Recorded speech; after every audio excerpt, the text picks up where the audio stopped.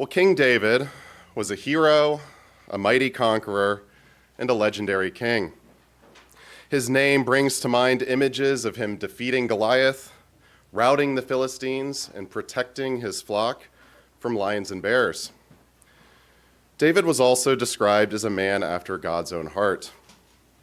And in the Bible, amid stories of his grand accomplishments, there's a quieter, more personal story that reveals how David's deep understanding of God's character guided his actions. Let's begin today, though, by getting the backstory to that quieter story. Let's settle ourselves into the biblical narrative. Now, at the conclusion of the book of 1 Samuel, Saul and three of his sons, Jonathan, Abinadab, and Melchishua, were killed at Mount Gilboa in a battle against the Philistines. This was a devastating loss, and it threw Saul's dynasty into turmoil, paving the way for David to be king. But Abner, that's Saul's military commander, installed Saul's remaining son, Ishbosheth, over Israel. This created a divided kingdom, with David ruling Judah from Hebron and Ishbosheth ruling over the northern tribes. A civil war then ensued, which included a lot of political maneuvering and fighting. If you like games of intrigue, 2 Samuel 2, the third chapter of 2 Samuel, and the fourth are for you. Abner eventually defected to David, but he was murdered by Joab. Soon after, Ishbosheth was also murdered, clearing the way for David to ascend to the throne and unite the kingdom. The beginning of David's reign is incredible. He conquers Jerusalem, establishing it as the capital of Israel. He defeats the Philistines and expanded Israel's territory. And he sets establishing a just kingdom with internal politics and order, ensuring stability and prosperity. These are all great accomplishments and bullet points for David's kingly resume if he ever needed to pull one together. But today we're going to focus on one more personal interaction and act of grace.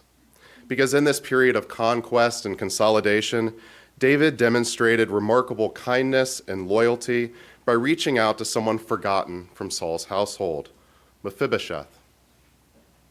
So Mephibosheth is first introduced in 2 Samuel 4 and verse 4, so we'll start there. So if you're following along, you can turn to 2 Samuel 4 and verse 4. And this little verse here is parenthetical. It interrupts the main storyline about all that political turmoil following Saul's death, and it provides needed background information, setting the stage for his later interactions with David. So I'll read 2 Samuel 4 and verse 4. It says, Jonathan, Saul's son, had a son who was lame in his feet. He was 5 years old when the news about Saul and Jonathan came from Jezreel, and his nurse took him up and fled. And it happened, as she made haste to flee, that he fell and became lame. His name was Mephibosheth. So news arrived that Mephibosheth's grandfather Saul and father Jonathan had been killed in the battle of Mount Gilboa, and his nurse feared for his safety. That's because in the ancient world, it was common for new kings to target descendants of the previous dynasty. They're set about eliminating potential challengers to their throne. Tragically, during this hurried escape, Mephibosheth fell and became permanently disabled. So it's tragic, and that's the background for this interaction. So now we'll skip ahead to chapter 9, and this is where we'll spend the rest of the sermonette today. 2 Samuel chapter 9. And at this point, David has consolidated power, and keeping in mind that typically kings would seek to continue to consolidate that power and eliminate challengers, let's read what David does here. So verse 1, it said, Now David said, Is there still anyone who is left of the house of Saul, that I may show him kindness for Jonathan's sake? Now this word kindness here is hesed in the Hebrew, a word that you're probably very familiar with. And it's a very rich Hebrew word that has been translated into English as kindness, mercy, and very famously as loving kindness. So David wants to show this loving kindness specifically for Jonathan's sake. David and Jonathan, of course, were close friends, closer than brothers. And they had sworn a covenant to each other that they would always remain faithful to each other. In verse 2, it says, "There was a servant of the house of Saul whose name was Ziba. And so when they called him to David, the king said, 'Are you Ziba?' He said, 'At your service.' Then the king said, 'Is there not still someone of the house of Saul to whom I may show the kindness of God?'" So in verse 1, David says he wants to show kindness to someone from the house of Saul. And now he says he wants to show him the kindness of God. This is an important detail because whatever David is about to do, it's whatever he believes the kindness of God is like. We can see David putting into action in the verses that follow God's kindness and love as he understands it. And Ziba said to the king, "There's still a son of Jonathan who is lame in his feet." You know, the fact that David has to ask this question highlights how devastated the house of Saul is. And so Ziba reminds him his lame son's still alive. In verse 4, so the king said to him, "Where is he?" And Ziba said to the king, "Indeed, he is in the house of Machir, the son of Amiel, in Lo-debar."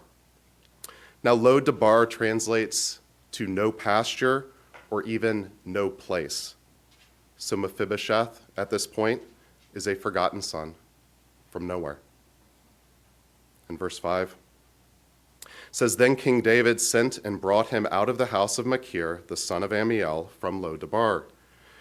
Now when Mephibosheth, the son of Jonathan, the son of Saul, had come to David, he fell on his face and prostrated himself. Then David said, 'Mephibosheth?' And he answered, 'Here is your servant.'" It's not hard to imagine what Mephibosheth is thinking here. He has lost his family. He's tragically handicapped.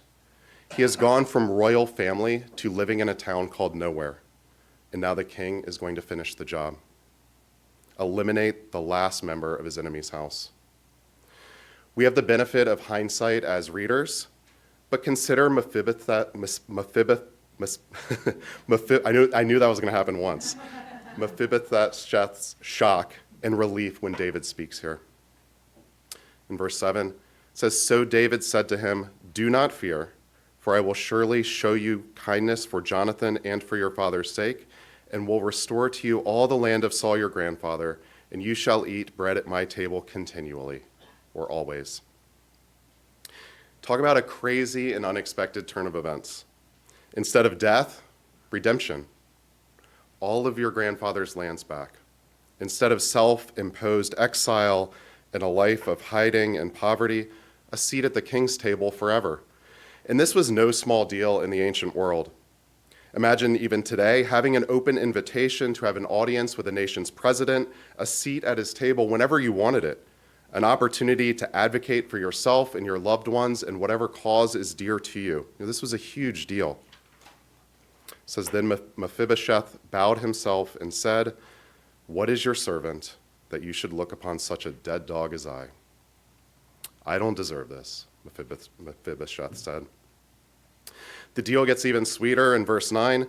Ziba is instructed that he and his 15 sons and 20 servants will work that land for Mephibosheth so that Mephibosheth's son has food to eat.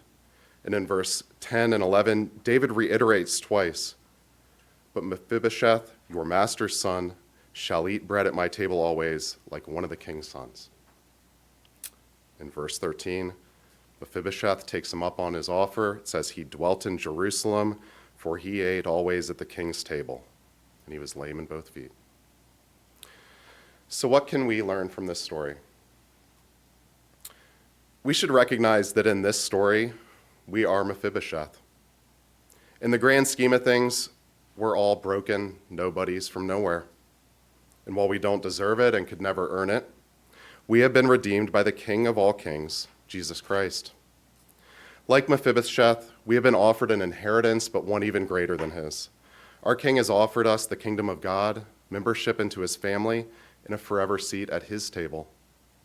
When David penned Psalm 23 about Christ's character and shepherd-like qualities, he wrote that even in the presence of my enemies, you prepare a table for me. His understanding of God's character wasn't just theoretical. It was seen in action in his kindness to Mephibosheth.